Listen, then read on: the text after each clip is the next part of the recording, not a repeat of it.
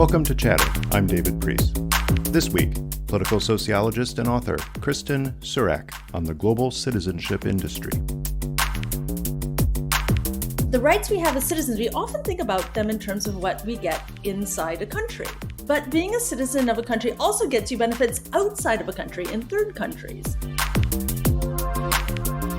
Basically, what governments require is either a donation to the government or a particular investment in the country. You do that, you go through some background checks. You can usually bring your family members on as well. And then typically somewhere between 3 months to a year, you can become a citizen in the country, sometimes without ever having to visit.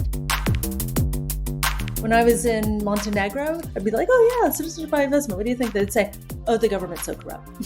I would ask them, what do you think of this concept of selling citizenship? And even then, a lot of people would answer, well, what else do we have?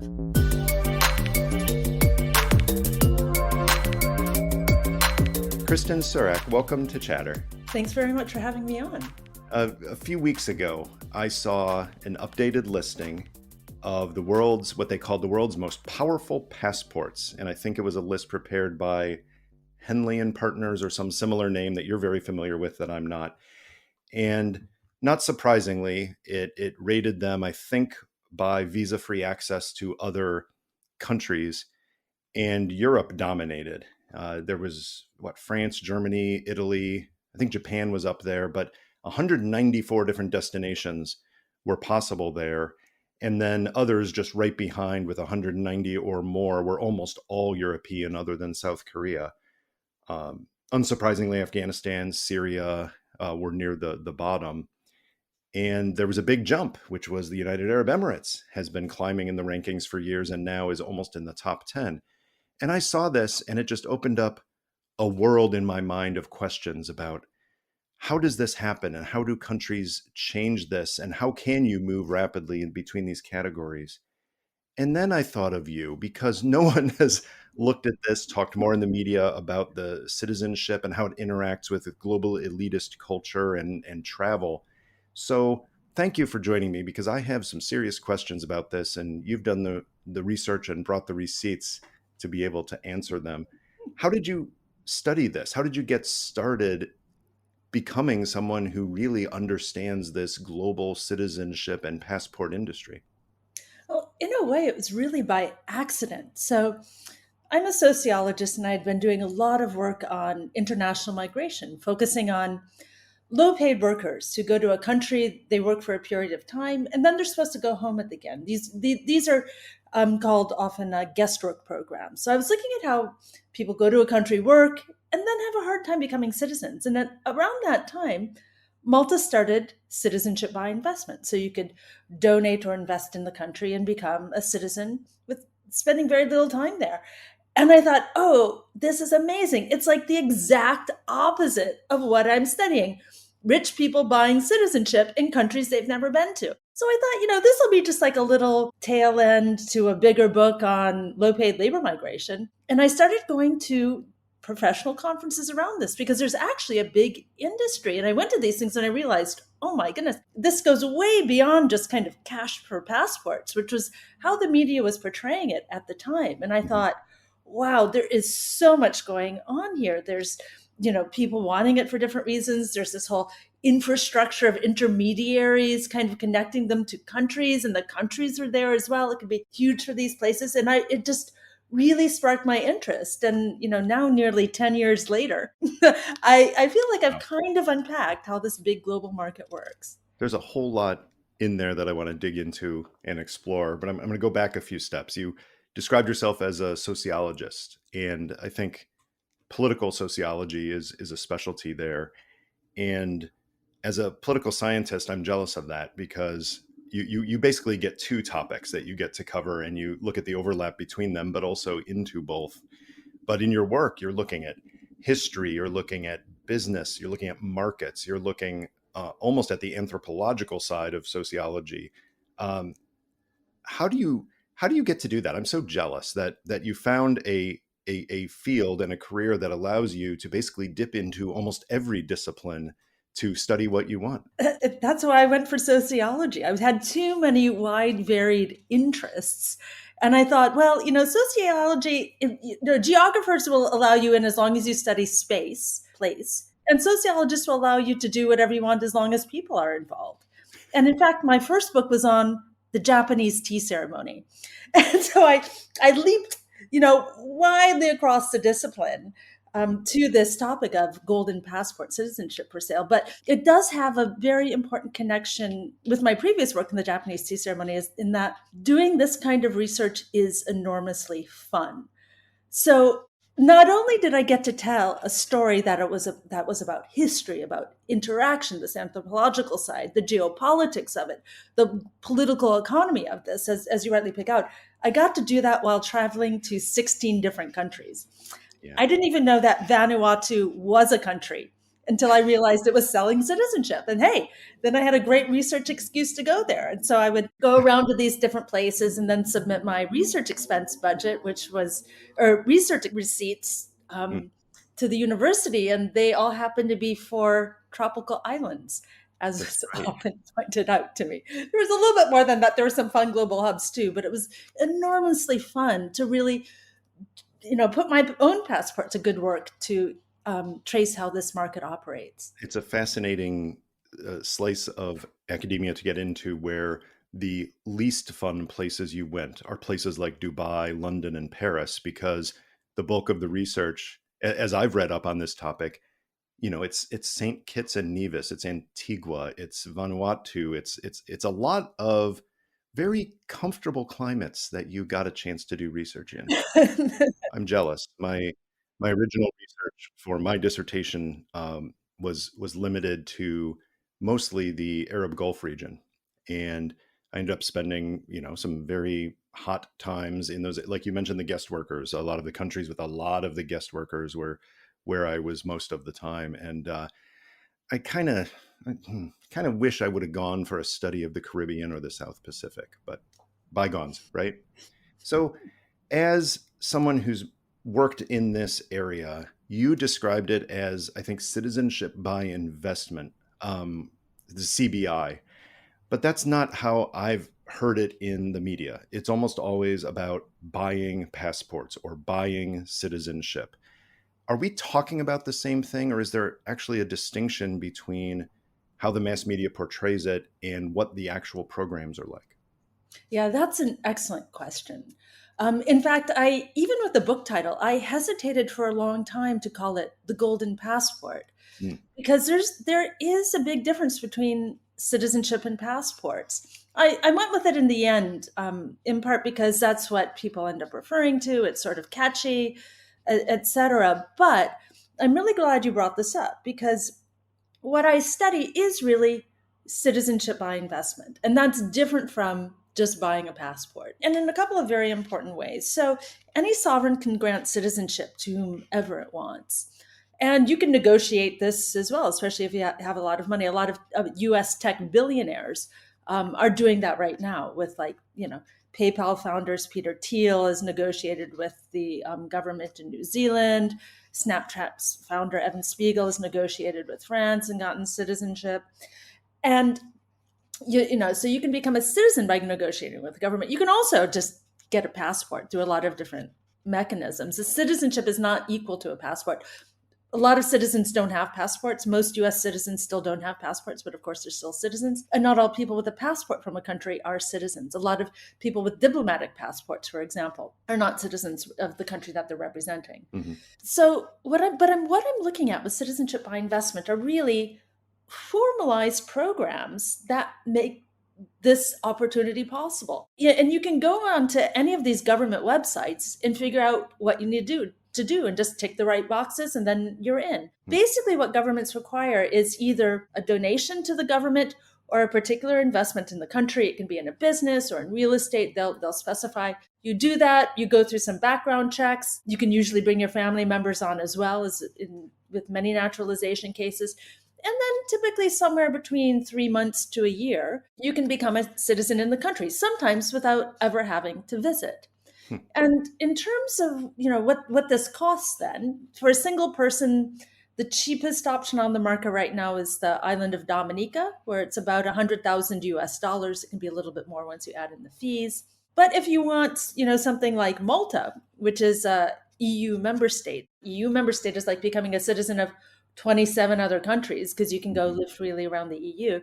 That will put you back about 1 million. A little Oof. bit less, but then you have to remember it's for the whole family. So Okay, so this raises a lot of interesting questions. You talked about guest workers on the one hand, and yet you're talking about minimum hundreds of thousands of dollars, in some cases much more, and some burdens having to do with residency or investments and perhaps time traveling there. Um, that's out of the reach of most guest workers. And so I can understand the media focusing on it as a global elite and focusing on Peter Thiel and others as doing this.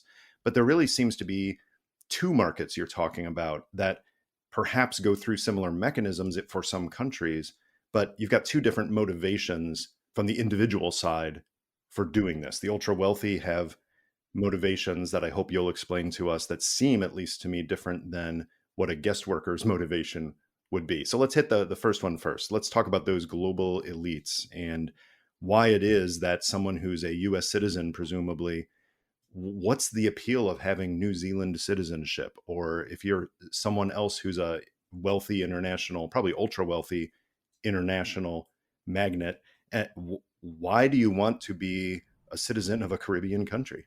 yeah, that's a great question. Um, in a sense, this has a little bit less to do with overall wealth than where you were born.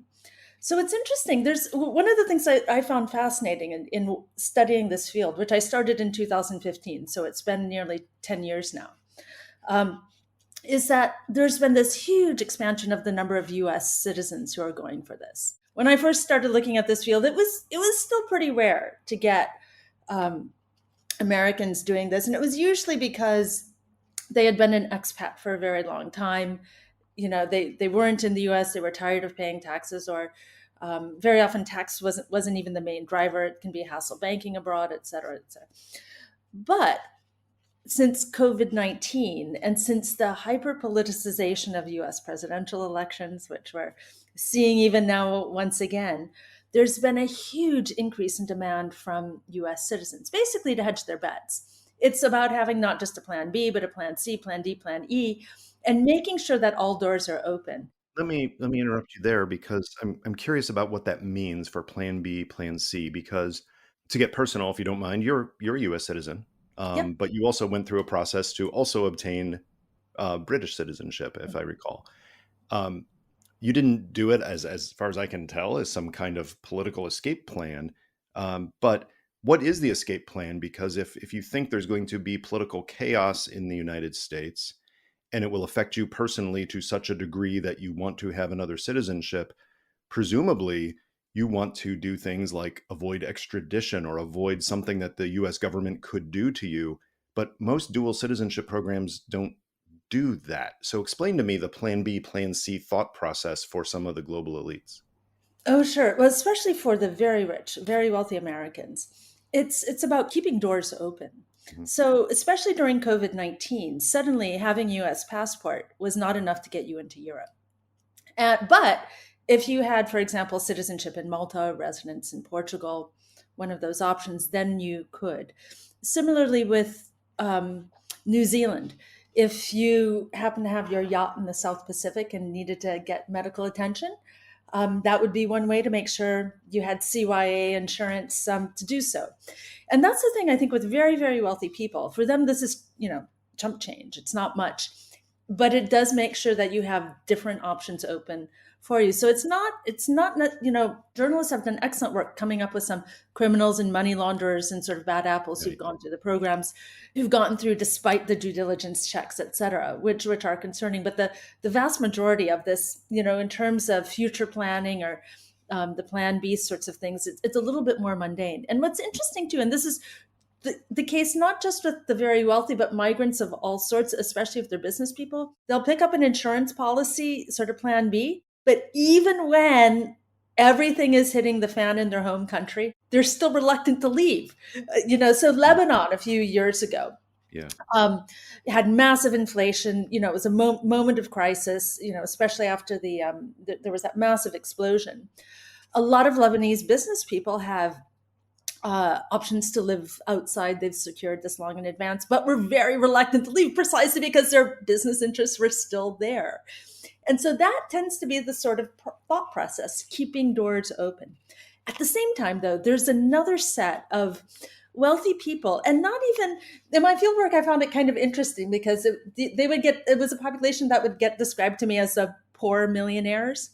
Hmm. So, like poor millionaire, well, it's people with about $1 to $5 million in assets. Hmm. And if you happen to have been born in a country that's in the global south, Hmm. and ended up doing well. So, say you got an engineering, you're Pakistan, you got an engineering degree, you're a tech whiz, and you get a great, very well paying job in Dubai, you still only can travel about 35 countries visa free. Hmm. You can send your passport to embassies and get those travel permits. Very often it'll be single entry, and you Hmm. might have to do multiple entries in order to for you to carry out your regional responsibilities for that company or whatever.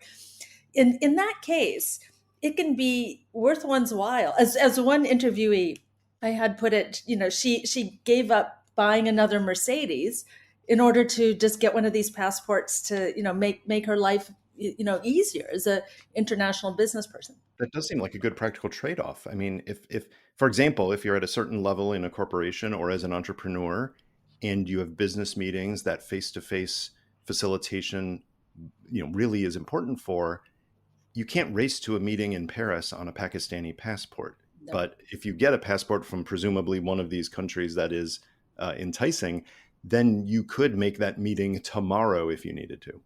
Absolutely. And that does come up. And what's interesting too in this is that all the countries with citizenship by investment programs still have the place of birth in the passport. So it's not as though you're duping the border guards to make you think that you're, you know, Katishan born in St. Kitts or whatever. You still have the place of birth there.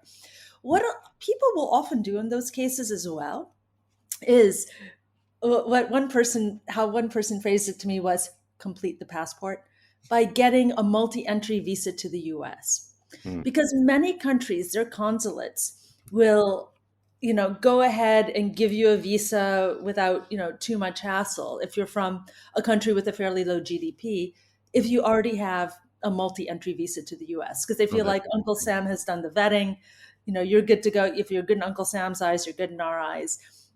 And so that Pakistani business person trying to get to that business meeting in Paris, which is suddenly scheduled 2 days later, may have already also completed the passport with the Do you U.S. know multi. if that's due to any formal rule or regulation that a country says in a legal code or in a regulatory code, if you have an American stamp in your passport or an American visa, therefore you will move to the top of the line? Or is it simply just more of a social psychological phenomenon of people processing it, see that and think, oh, that's some kind of stamp of approval for us? Yeah, I think there's a lot of de facto stuff going on there and policy rather than formal law. The Yeah, US has also been very influential in terms of getting various airport screening programs in different countries, like retina scans, right. become the standard as well. So it does carry a lot of sway in terms of screening people for security reasons when it comes to global mobility. Hmm. So I'm an American citizen and I have a US passport, and I have found it ridiculously easy to travel to most of the world. And I haven't been to a lot of places that perhaps would by nature be difficult, but I I've been to a healthy number of countries in different regions of the world, and I rarely remember having anything other than a quick inconvenience, perhaps of getting a visa, although even that's rare for many places. Um, so it would seem to me a US passport is a pretty good one, but the US does not have a citizenship by investment program like some of the ones that you investigated. So talk about, if the US, I'm not sure the US is the gold standard, but from my own perspective, it certainly is a top tier passport. What are the ones that are most lucrative beyond this Henley and Partners list of most powerful passports simply for visa free travel, but for other benefits? Because you've talked about things beyond just the value of not having to get a visa. Yeah, absolutely. That's a really important thing to keep in mind as well. In terms of my interviews, most people, the number one reason people would give was easier cross border travel. But there can be a lot of other motives as well. It can be cross border travel in the present in terms of visa free. It can be cross border travel in the future in terms of this insurance policy keeping the doors open. But what's interesting too is that there can also be business benefits to being a citizen of a particular country, depending on the sorts of bilateral treaties that have been signed between your country and other ones. So, for example, Turkish citizens get lower import tax rates when they're bringing goods into Europe. So, if Well, you're a Turkish citizen and you're running a business into Europe and importing things, or say you're a Syrian business person, it's more, as they would put it, efficient or more cost effective to become a Turkish citizen and use that to start your business running import export absolutely. into Europe. And we often forget about that because our the rights we have as citizens, we often think about them in terms of what we get inside a country. Mhm. But being a citizen of a country also gets you benefits outside of a country in third countries. And that can, as you mentioned, the visa-free travel. Yeah, the U.S. is pretty good on that. You don't really have to bat an eye or think or plan ahead. Mhm. But it can be a lot of other benefits as well, whether it's the right to work, free mobility, Mhm. business benefits, as I mentioned before. Um, so that can be a key motive too. And the Turkish example I gave, it's interesting because Turkey doesn't have visa-free access to the EU. Mhm. Yet, it's the number one seller of golden passports today. And I say seller, I'm kind of that is a bit of a shorthand. It does vet applications. It's Yeah, what's the appeal of Turkey? I mean, obviously there's a physical appeal. It's a beautiful country, but it's got some, some political question marks and difficulties and uncertainty. Now, that's from our perspective. From a Syrian, Turkey looks like an island of stability, but still there are some issues involving the government and civil rights and things of that sort. So, what are the big appeals of Turkey, and why has it moved up so dramatically as a major purveyor of this service?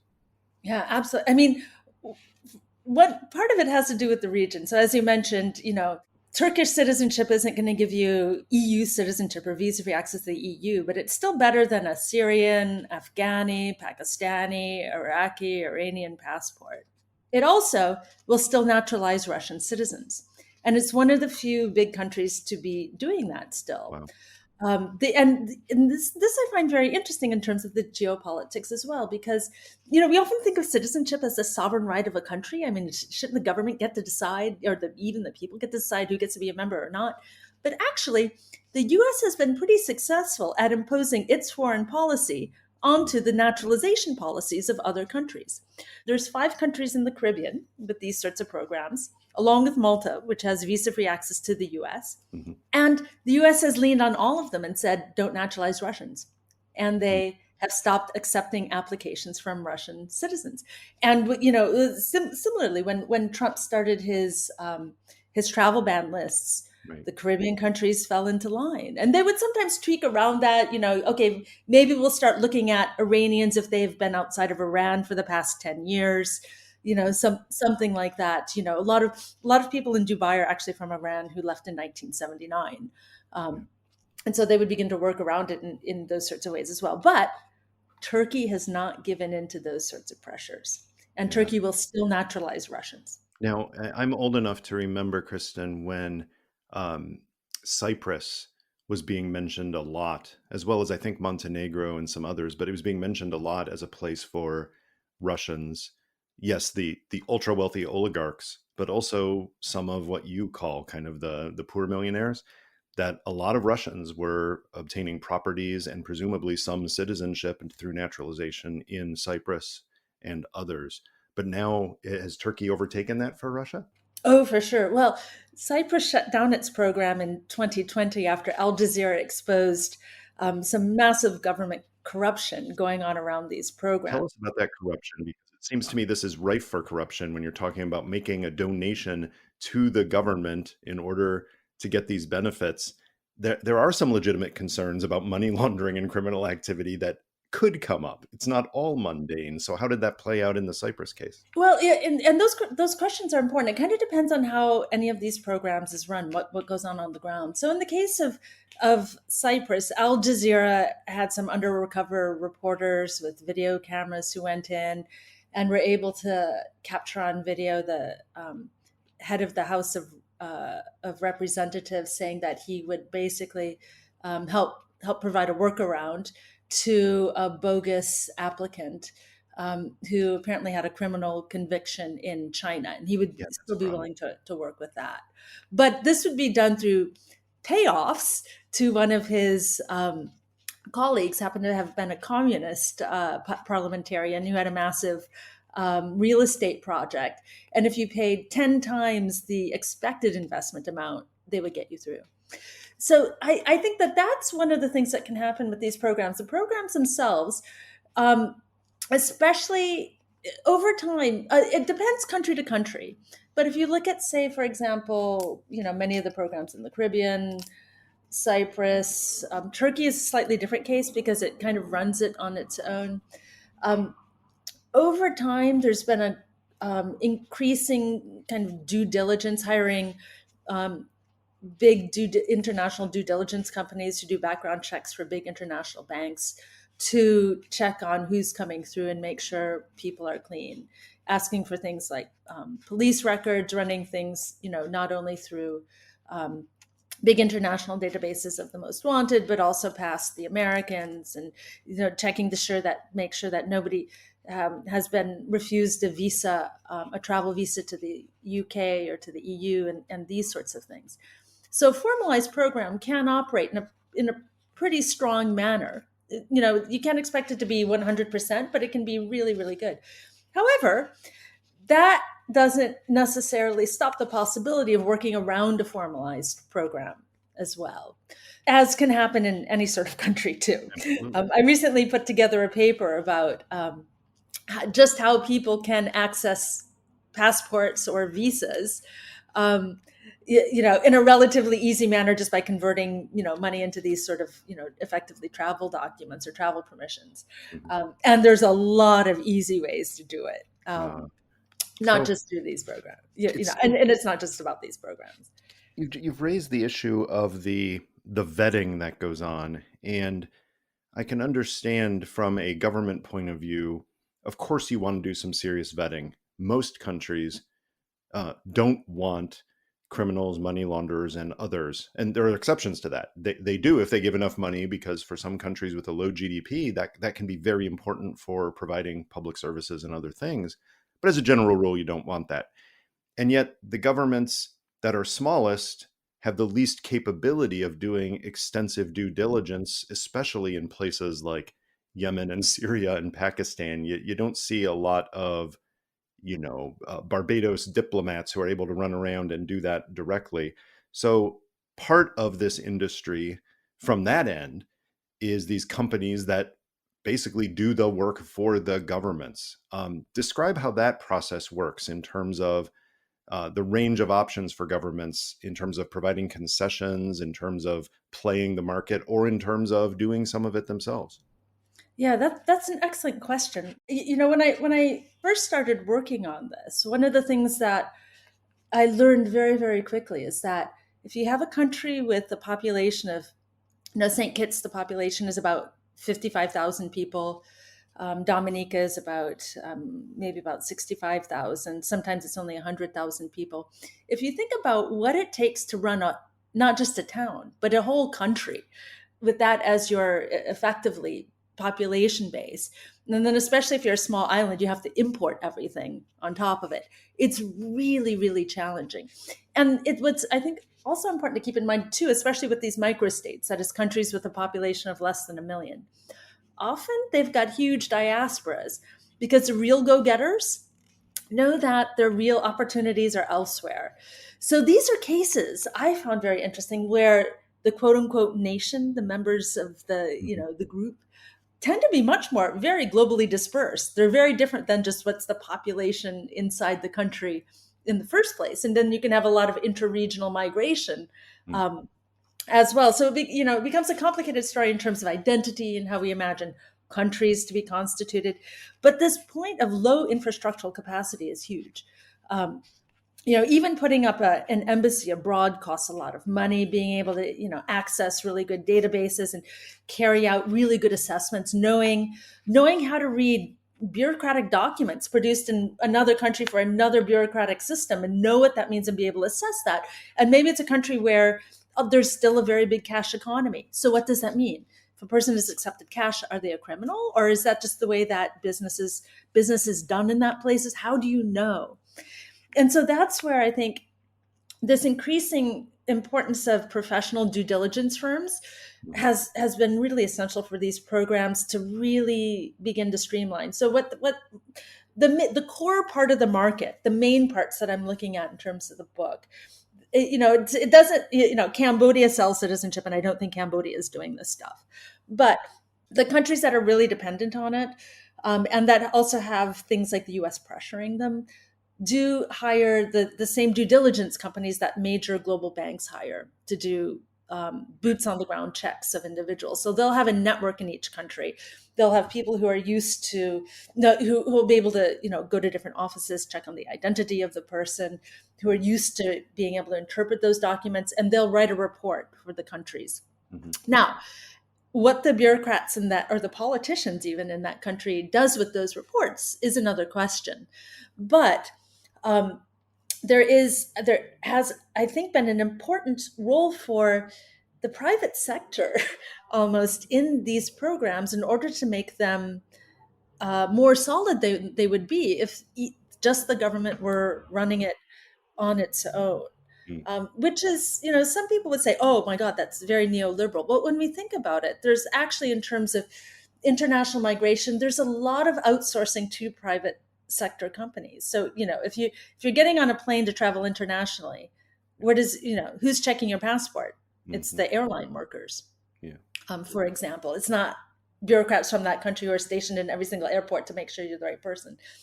So in that sense, it's part of this larger network interface between the public and private sector. This raises so many questions. The due diligence firms, obviously for credibility, because they work for multiple governments, have an interest in doing a good job. And presumably many or most of them do. But there may be a perverse incentive here too, because at least presumably some of these programs, the government will pay the firms for successful applications. And the more applications they bring in, the better, because the government wants these things to happen. Well, that creates, perhaps the firms looking the other way on some questionable things that might not be easily discovered by the government independently. Did you find that is happening regularly or rarely or almost never, that that perverse incentive possibility of earning fees by pushing people through the system is allowing people to get through that probably shouldn't? So thinking about this citizenship industry, as I call it, sort of the citizenship by investment industry, there's different types of private sector actors who are involved. So the due diligence firms, yeah, they're working for different countries. They're also working for major banks, and the citizenship stuff is small beans for them. And they're not going to put their bigger reputation at risk by getting payoffs for letting people through. But what you're referring to in terms of so they get a fee. In fact, applicants, there'll be like a $7,000 application, part of the application fee will be for due diligence, and that will get paid to the due diligence companies in most cases. What sort of packages or things they negotiate on the ground, what quality or standard of due diligence that are they contracting a company for is another empirical question, but that's the standard format it takes. But at the same time, you have, what I call in the book service providers, which is basically a string of intermediaries that connect the applicant to the country. And this is, usually a pretty long subterranean string of people. So I'll lay out that string first before talking about some of those perverse incentives. So, say you want to apply for citizenship in one of these countries. How do you do it? Well, actually, if you're a U.S. citizen, it's probably not too hard because you probably have pretty straightforward documentation. They'll ask for like your tax returns and bank statements and stuff like that. But if you're doing it from, a sort of a global South country where tax is a complicated thing, or like a Chinese tax return can be like massive and massively confusing and all that, you might just hire a person to do the paperwork for you. Sure. And that person may or may not know what's expected in the country where they're applying, where that person is thinking about applying, or know that full range of options. Yeah. So they might partner with another firm that kind of knows how to, what those bureaucrats are looking for, what it takes in that country, what are good investment options, et cetera. And then that firm might partner with another firm that helps us just, do the paperwork of assembling the application. But then they'll probably also have a partner in the country that's, doing the citizenship, because if anything goes wrong on the ground, or if you have any questions, if a bureaucrat comes back and says, what is this? Why was this person divorced? Where are the children now? Whatever. You need someone there who can answer that question quickly, or follow up and be like, why is this delayed, et cetera. So then you already have something like 4 links in the chain of these service providers that are just, trying to get the application through, but then also making money off of fees doing that. Sure. And then on top of it, when you have a competitive environment, so as I mentioned before, there's 5 Caribbean countries that do this. They're all offering relatively similar options. It's all, for these countries, a massive source of income. It can be up to 30% of GDP or so. Governments can be getting more from selling citizenship than they do in all taxes combined. So it can be hugely important. So countries have an incentive to get more market share, especially, from these near competitors.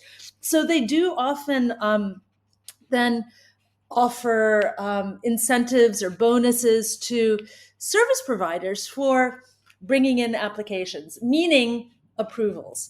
So they don't do, as far as I know, I haven't heard of any cases where they'll still pay one of these incentives for an application that they reject. Okay. It needs to be an application that they're willing to approve in the end. Yeah. That helps. But yeah, it's something that it's a big business. It really is. And it seems to me there's some parallel, an imperfect one, of course, but some parallel to the global elite travel industry, in that everybody in the system makes a healthy profit. And in this case, you talked about sometimes multiple intermediaries that all serve a purpose, but everybody is making a profit. And normally you have a, supply, demand, cost curve issue going on there that would regulate this to some degree. But when you're talking about the ultra wealthy, they don't mind an extra $7,000 charge here, or even $70,000, or in some cases $700,000 to get the best, most efficient process, even if that means using 7 other firms to help grease the skids a little bit. So it creates this weird industry of probably very healthy profits for a whole lot of different types of businesses along the way. And that's okay with both sides, both the, if you will, the buyer and the seller. Yeah, I found that very interesting as well. I mean, it does raise that question of, well, all right, why don't you do it yourself? Put together your application. Maybe you need a local lawyer to submit it, but why not just do the homework and do it yourself? And I do think it's that combination of ease. Nobody likes to deal with paperwork. And, so if you can afford to pay somebody else to do it, why not? Right. And then also, and learning how to work a bureaucratic system. I mean, a lot of people pay other people to do their US taxes because it's a hassle. So you basically get an expert to do it for you because you know how that works. And what I also found interesting is it's where, ironically, these international borders that people are looking to smooth by getting a new citizenship are precisely the ones that are profitable for this industry as well. Mhm. Because you don't know what kind of investment to make in a country. Or should you just donate to the government, or should you do a real investment? Will you get a return on the investment? Who knows what's going on in St. Lucia if you've never been there before, and especially if you're in Shanghai. So I think it's also that those knowledge gaps that people are paying to smooth. And what I find interesting, of course, in the end, one of the things with all the profit making going on in the industry is that commissions have become massive in some places. And a lot of that in the end sort of eats into the potential economic benefits for the country, unfortunately. So to that degree, the country does tend to lose in the end. But in some ways, a conversation recently with a friend about surrogate mothers, and it can cost upwards of 500,000 US dollars for to get a surrogate mother, and the woman who's doing this with her body gets maybe 30,000 or 40,000, something like that. Mm, It's an enormous differential in mm, terms of what the industry strips off and what the right. actual person doing is. And in that sense, I think the citizenship industry, I don't it's not 99 to 1, it's not a 90, but um, it is also one where countries don't benefit as much as they can because of a lot of these business relationships. We've already mentioned St. Kitts more in this conversation than in hundreds of hours of previous podcasts combined. But there's a reason for that. Is St. Kitts was a trailblazer in many ways when it comes to the citizenship by investment. Talk through the decision making that went into the creation of that program, and then I think perhaps even more interestingly, how it evolved due to both internal and external pressures. Yeah, St. Kitts often comes up in these conversations, and it's been a really interesting case to watch over the years. So it started off with this economic citizenship law into place in 1984, a year after it got independence from Britain. And um, basically because they really needed the money. I went down I've been to St. Kitts twice. Second time around, I was tipped off by the journalist Oliver Bellow as to where to find the best source of the government archives. And it turned out that the former Minister of Finance ran an auto part shop now that was like one block away from the government building. So I went in and he allowed me to go back and look at his files, which were all That's in the back of the helpful. auto part shop. And you can look at, some of the debates that they were having. And the big debates were like, what kind of stamp are we going to have? Because this can be a big money maker. And then, like, what else can we do? So they got this law on the books. Um, here I must admit that the sort of best investigative work really is by Oliver Bellow in his book Moneyland, tracing how it worked in its early years. Some of the the cases, I even met a person who got citizenship in those early years, who was running a hotel in the country, and had taken it over from his father. Mm. And some of them, it would also began to get a little bit gray and dodgy in places where there were drug runners coming through, and it wasn't exactly a completely formalized program. The old applications were, I think, 2 pages or 3 pages long, and it was sort of like name, address, what languages do you speak. There was nothing on what's your source of funds, how did you make your money, Wow, that's interesting. send in your police background checks for the places that you've lived over the past 20 years. None of that. It was pretty easy peasy. um, and then what but it was also kind of not, so there was a lot of gray stuff going on. It wasn't completely formalized. And then in 2006, sort of very famously, uh, Christian Kalin, who was the head of Henley and Partners, sort of a wealth planning and residence planning firm, went in and worked with the government to make it a more formalized procedure, something that people in the business world would sort of recognize. He Mm. sort of pushed more formalization. The application lengthened, something to the extent where people at the big four accountancies, or law firms or whatever, would be able to think, oh, I can offer this to my clients, and it's not going to be just a case where the government, new government will come in and will erase the passports. And that used to happen a lot. In the 80s and 90s, especially when it became clear that Hong Kong would go over to China, there was a lot of sort of like passport deals, people buying stuff from rogue embassy people, Mm. one government issuing passports, and the next government coming in and canceling all of them. Mm. And so Kalin went in and helped formalize this program. In doing so, he also created a very lucrative contract for his own company to help the government run it. So Mm. they were collecting $20,000 for each application that went through at the time. And you could also ask, does it make sense? Is that a conflict of interest? Um, in terms of the division of labor in that sort of case. But that's sort of where the thing was, with the state of play in the early 2000s.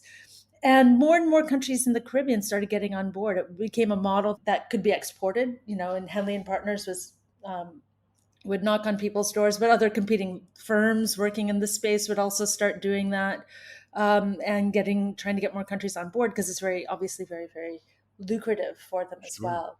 And I want to reinforce how understandable this is from the perspective of these countries. Very, very low populations, in most cases, very poor resource base, meaning not a lot of chances to enhance GDP and therefore public services and other goods by any other means. So this kind of makes sense from their perspective. And as you've said, for some of them, it's a very significant percentage of their national income.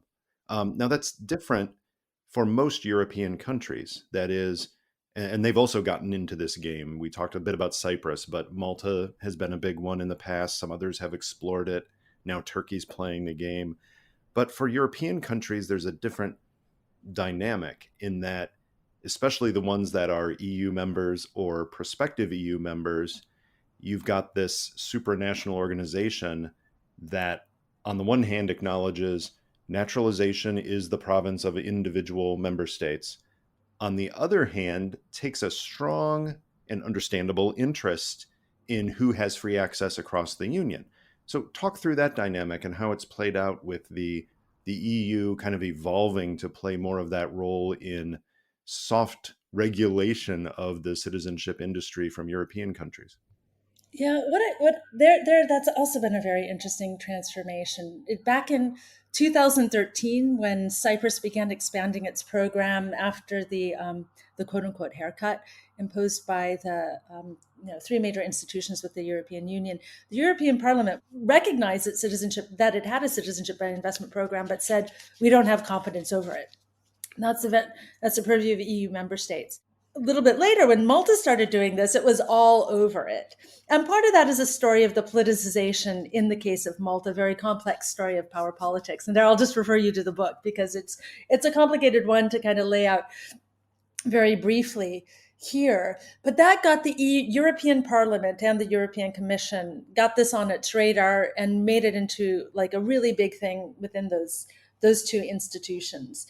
Um, what's interesting there is, and maybe I say this because I'm an academic, where I'm always sort of asking questions of these institutions, like what's behind it, or what's Mhm. going on here. What's interesting there is that with Malta, probably a little bit more than Cyprus, Malta requires applicants to have already gotten a Schengen visa for Europe, meaning that it requires all of its applicants to already have gotten visa-free access to Europe. So in that sense, it's not a backdoor to access into the EU in that sense. Um, there's different forms of compliance going on there as well. But this has not been popular with the European Parliament and the European Commission, and they have successfully pressured. Moldova is not an EU member state; it's in the accession process, but they did successfully pressure Moldova to end its program. They did also successfully pressure Montenegro to end its program. They gave it a little bit of extra time, but then said, no, you've got to end it now. What's interesting, though, is that the EU has not, as far as I am aware, pressured Turkey to end its program. And Turkey has made no clear moves to align with EU interests there. Hmm. At the same time, though, the EU also pays Turkey 6 billion euros to keep refugees out of Europe. So Turkey is also home to somewhere between 2 and 3 million Middle Eastern refugees. It's the biggest refugee host country in the world right now. Um, while it's also the biggest seller of citizenship at the same time. And in both cases, the government is effectively monetizing migration. Right. Absolutely.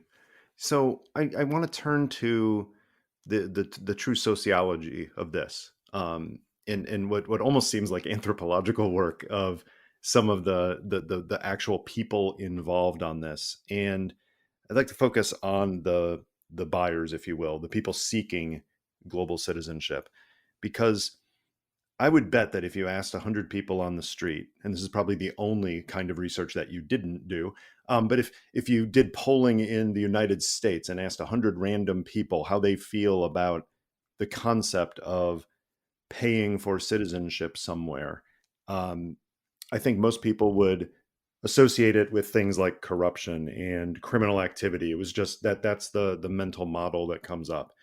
But that's not the narrative that comes up in other places around the world. And you've been there and you've talked to hundreds of people who have been involved in this from those source countries.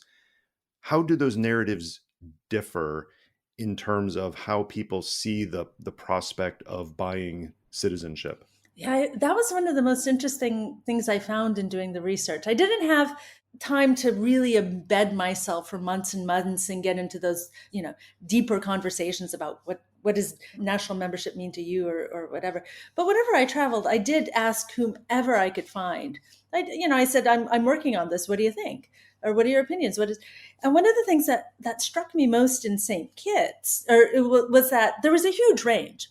Probably the most positive reception I found in St. Kitts, where I talked with about 20 people who aren't involved in the industry, just kind of locals who are, selling stuff on the streets or working at the SIM card shop, or, one of the local librarians. And for the most part, 19 out of 20 people said that they were okay with the concept of selling citizenship. They were the basic response was, "What else do we have?" Um, and there could be actually, even some cases, some very prominent nationalism around it. We've got this program, we invented it, now the US is trying to shut us down.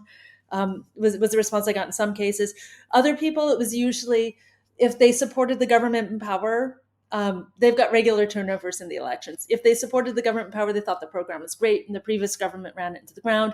They supported the previous government, they would say that it used to be great, but the current government is completely corrupt, they're running it into the ground.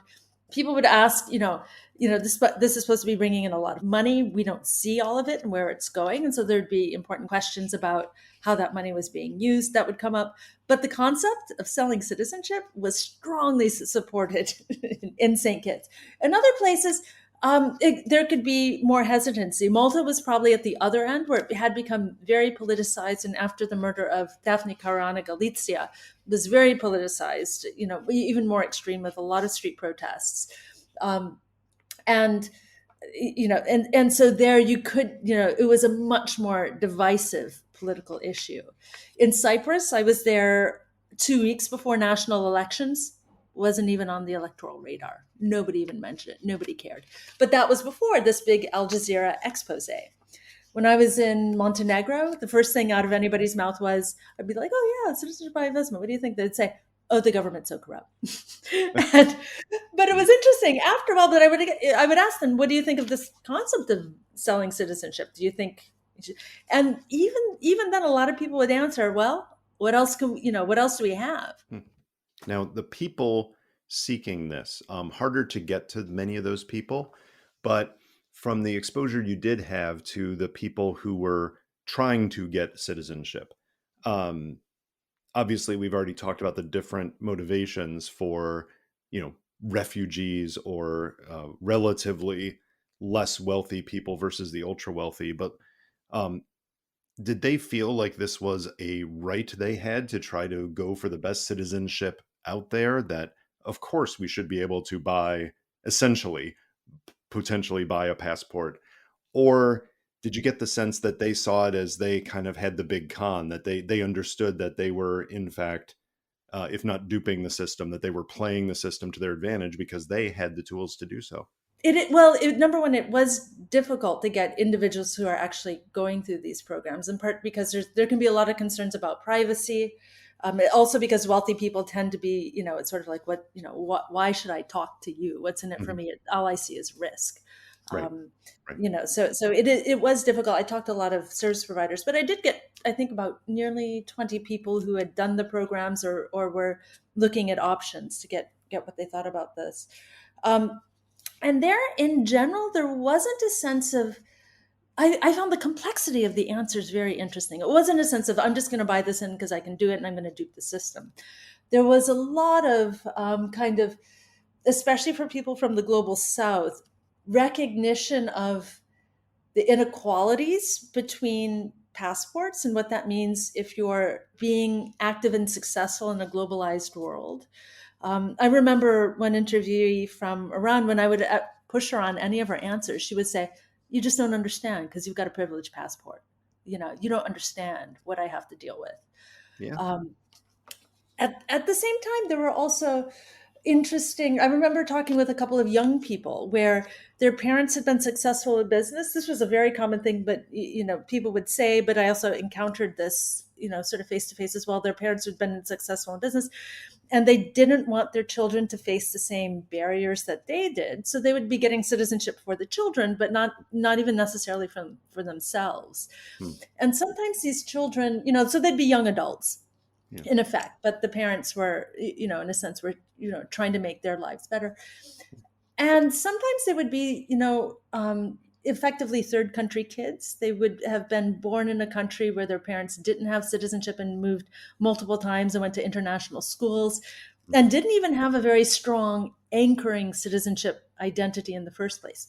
Some Right. people I spoke to did have a Yeah. very strong anchoring citizenship identity. Some people didn't. Most people didn't like the term global citizen because they saw, they either identified strongly with their home nationality, or they saw this as, sort of fluffy stuff that didn't capture the complexities of their lives, and didn't see nation states as important to their own identities in that sense. So I found that very interesting, actually, trying to pick apart that, or trying to get at, what does this mean in terms of how people are seeing this? Yes, they were being instrumental, and none of them saw themselves as really becoming new national members of Yeah. this new country. But for many, but at the same time, a lot of the countries themselves, at least from the kind of the middle class people working with this stuff, was kind of like, but they're not coming in the first place. It's not like they're creating migration problems or a two-tiered society. Isn't Yeah. isn't that actually better? They're Yeah. being instrumental around citizenship. Right. And what's interesting in looking at wider sociological literature on this is that people with quote unquote bad passports, no matter where in the class spectrum they are, tend to think about citizenship more instrumentally. Mm. If you're from a low income to a mid income country, you naturalize as soon as you can. If you're from a high income country and you wait till, in the case of the US, you wait till you have to leave, because it's by naturalizing that you keep the door open. I live in Britain, where as soon as Brexit happened, just about every British person I know who had an Irish grandparent began trying to apply for Irish citizenship so that they could keep an EU passport in their back pocket, because it keeps options open. So people can be very pragmatic about citizenship as well. Yeah, yeah. You raise an interesting point there that we haven't addressed, which is that there are other ways of naturalizing, and other than buying citizenship, and many of them are, heritage based.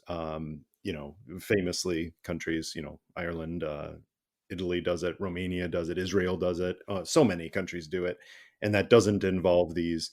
You may still want a lawyer in country. You may still want processing help with the application, but it doesn't involve this huge chain of intermediaries.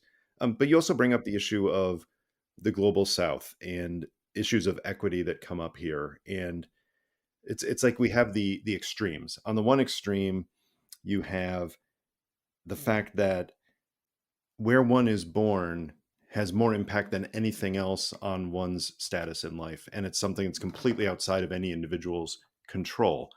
So that pushes you to say, well, shouldn't there be a way of, in a sense, leveling the playing field by allowing people to obtain citizenship in other countries?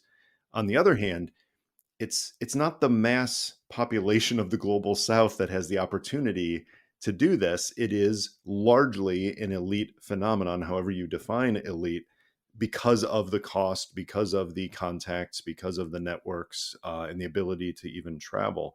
So it raises a whole lot of issues about not what is going on, but what ought to be going on, from a perception of equity towards the global south. Yeah, and all of that is, wraps into really complicated debates that at the extreme within the social sciences come to, this thing of open borders. Why not just open the border? Presently all countries are selective about who they're willing to let in. And it's generally selective based on some sort of family slash ancestry connection, or money in some form or another. And that can be money because you're from a wealthy country, so you're a US citizen with great visa free travel, and easy to get, other sorts of visas. It can be money that's been transformed into particular skills like nursing degrees, or in my case, a PhD that, enabled me to get a work permit for the UK that I eventually turned into citizenship. So unless one is willing to go for completely open borders, which I think it's an interesting concept to debate, I don't think it's going to happen anytime soon, because I think country borders have become useful to, they're a key part of capitalism, the anchor rule of law. I don't see them going away anytime soon. Um, but so there's going to be those principles of selection. The other thing that goes on with this, though, because people, this question of isn't this unfair or whatever, or the people often will say, aren't they jumping the queue, aren't they displacing others? And usually there's not real displacement in terms of this stuff in migration policy. The other thing is most migration policies or mobility policies are incoherent. They're made up for Totally. different reasons at different points of time, addressing different lobbying groups. They can be really, really incoherent. So, it is, yeah, part of the unfairness of the world that we've got that citizenship can be, because it's inclusive, it's also exclusive, and that countries, set up borders that are more or less porous depending on where you're from. It can also be useful for employers and economies to render people into illegal migrants, denying them papers, Mhm. for example, rather than regularizing them, because you can exploit people more easily if they don't have papers, et cetera. So, these are really complicated debates and so difficult to untangle. But I Sure. think this little angle on it highlights this intersection of, you've got intra-country inequality between the rich and poor. The people who can afford this as a way out and people can't, and inter-country inequality Mm. between places where it doesn't matter. I'm a US citizen, sure, I'd like an EU passport, but I'm kind of okay without it, versus had I been born in Pakistan and Pakistan was my only country of Mm. citizenship, in which case, I had a student last year who said, yeah, I wanted to go to France during spring break because all my friends were, but I couldn't do it because I can't get the visa in time. Wow. um, it also reminds that there's not a lot of demand for these programs in Latin America, in part because, as you mentioned, there's these generous ancestry options in European countries which people Right. want. But it happens also then to be a whiter part of the Latin American population that can qualify for Mhm. these, where those of indigenous or enslaved backgrounds will have a harder time. They probably won't have, they're less likely to have the correct ancestor to open up this as an option. So if you have, it's also one of those things where, yeah, if you have the Mhm. right heritage, you're in too. Yeah, it's also related in terms of equity and ethics to the issue of taxes. And one of the biggest surprises to me, reading some of your writings on this, was that the citizenship by investment really isn't as much of a tax dodge as people would think it is. It's not people are trying to become a citizen of Dominica or St. Lucia or something in order to avoid taxes, because it is so much based on residency. And most of the people doing these CBI programs to the Caribbean are doing it in order to perhaps have that citizenship, but they don't want to actually live there 184 days a year. So it doesn't actually affect taxes that much, both for that reason and because so much of the global elite, it's capital gains that's doing it and the different tax structures. But to me, that was a bit of a surprise. And I'm curious if that struck you as odd when you were researching it, and what else surprised you as you dug down into this whole industry. What else kind of struck you as something that you wouldn't have expected before you started the research? Yeah, gosh, I've been doing this research for so long that it all becomes, this kind of wacky world becomes suddenly normal after a while. I mean, what you bring up in terms of tax really is the case. What I found is that tax is complicated. And as you mentioned, if you're wealthy, it's capital gains tax, rather than income. Wealthy people also often live off of debt because you're not paying taxes on it. Physical presence is important. What I also found too is that, part of it is, if you're from a developing country or global south country, the government may not always be very efficient at collecting taxes, in which case it's not even an issue. It's not tax evasion, because it's kind of like tax isn't the issue in the first place. Um, so in that sense, it is the main group for which it is an issue is U.S. citizens, who unusually have to pay U.S. taxes on their global income. But as I was talking with an expert in this field, who told me no one with more than 10 million US dollars isn't structured, meaning that they haven't worked out alternative ways to Yeah. use this to lower their taxes, often to about 3%. Um, Mm. Without this. And in fact, if this were really a great tax dodge, you would have huge numbers of Europeans, Americans, Canadians doing it, and you simply don't. But one of the other things I found very interesting too is that sometimes it's more foreigners have more benefits in a country than citizens in particular domains. And it Mm. can be like, what do you mean? But the key cases I came across of this were, if you're from a country, especially if it's developing country, global south, however one wants to use those categorizations, and those are complicated categorizations, um, and you don't necessarily trust the government. There can be a lot of government corruption going on. Right. You don't know, you started a business, you're doing well, you don't know if they're just going to decide, well, we're going to find some sort of excuse and seize your assets, or we're going to find some sort of excuse and shake you down for whatever X amount of money. It can be useful to pick up citizenship in a foreign country.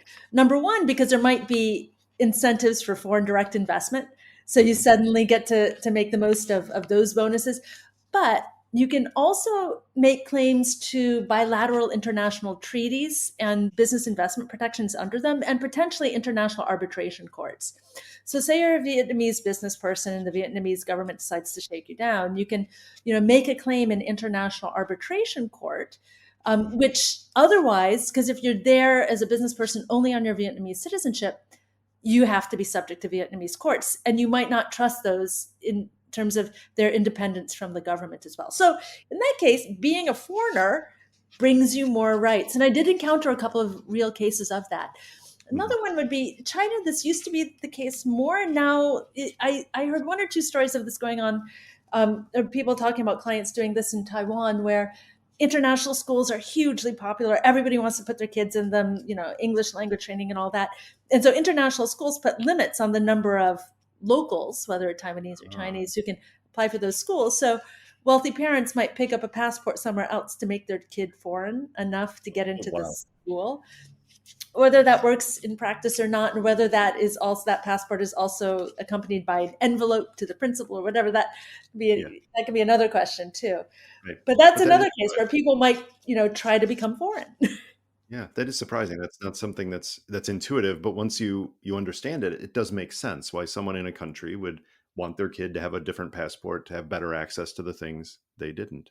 That's fascinating.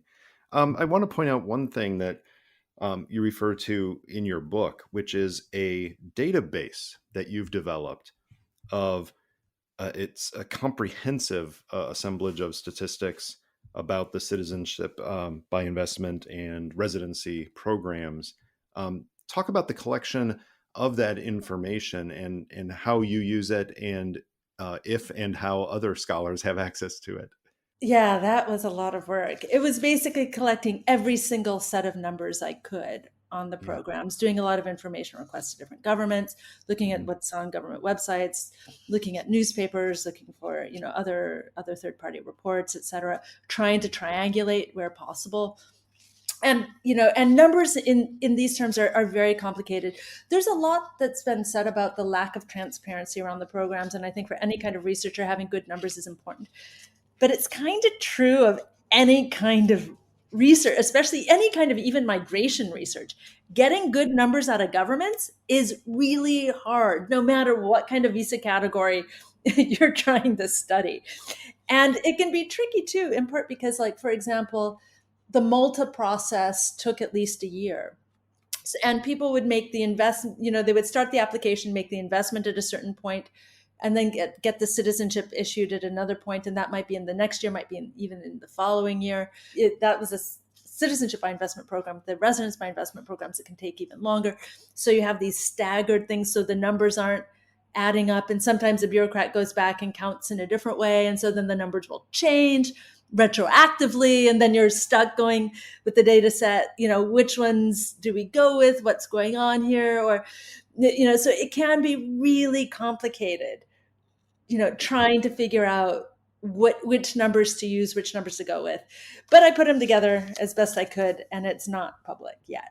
Yeah, that's a lot of work to do to assemble that, which is amazing. Presumably, some of these firms, the Henley and Partners types, have similar collections of data because they need it to understand where to go and what to do, but maybe not across the broad spectrum because they specialize in a particular slice of the process. Yeah, I don't think they care about stuff like approvals, family members, the basic demographic stuff that I would be interested in they would care about what numbers mean in terms of their business. Yeah. They wouldn't care about, how much investment, how much is the actual business investment this country is getting from the program. Right. Right. Whereas I do, because I want to know the economic impact. Right on. Well, you've mentioned already that you've done work on the sociology of the Japanese tea ceremony and its representations. You've done work now on issues having to do with migrant workers and citizenship by investment. What's next on your research agenda? Digital nomads. Digital nomads. Talk through that. First of all, what do you mean by that, and where is the research searchlight on it? So my current project is looking at digital nomad programs. And there's been some less kind of formal academic studies and more sort of media accounts of the rise of these, kind of temporary tech workers who can go anywhere, work, whatever, moving from Brooklyn to Mexico City, transforming whole neighborhoods, going from Paris to Lisbon, transforming whole neighborhoods, etc.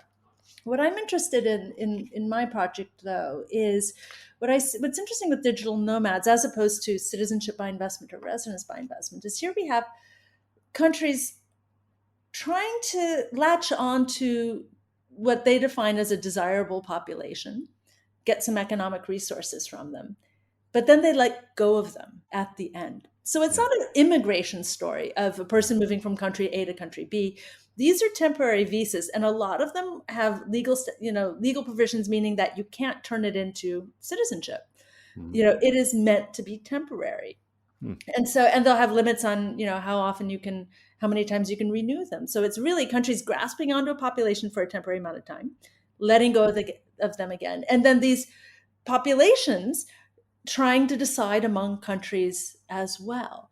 So it's a kind of weird market that moves around that question of countries and people and mobility and borders and where are you going to be. And so that's the stuff I'm playing with at the moment. It is such an interesting take on migration and workflows because, you can have a village in North Macedonia that sets up this wonderful little enclave with perfect Wi-Fi and beautiful scenery and all of this, but it's inherently temporary for the people involved. They're not seeking to make a life; they're seeking to have an experience, and it's not tourism. So you can have some lessons from tourism, but probably the wrong lessons if you apply them incorrectly. Fascinating. Well, we look forward to seeing more of your work on that front, but we can't let you go without reaching into our chatterbox and asking you a random question. Kristin, who is someone in your field or a related one, which basically touches on everything in the social sciences, whose work more people should be following? Ooh, Jason Sharman, who's done some really stellar work on offshore. And the complexities around it, really kind of unpicking how that whole world works. Excellent. Well, that's good for listeners who are intrigued and want to dig deeper on related parts of this. Kristin, thanks for sharing so much time with me talking about global elitism, the citizenship by investment industry, and these related issues. I appreciate it. Thanks for having me on.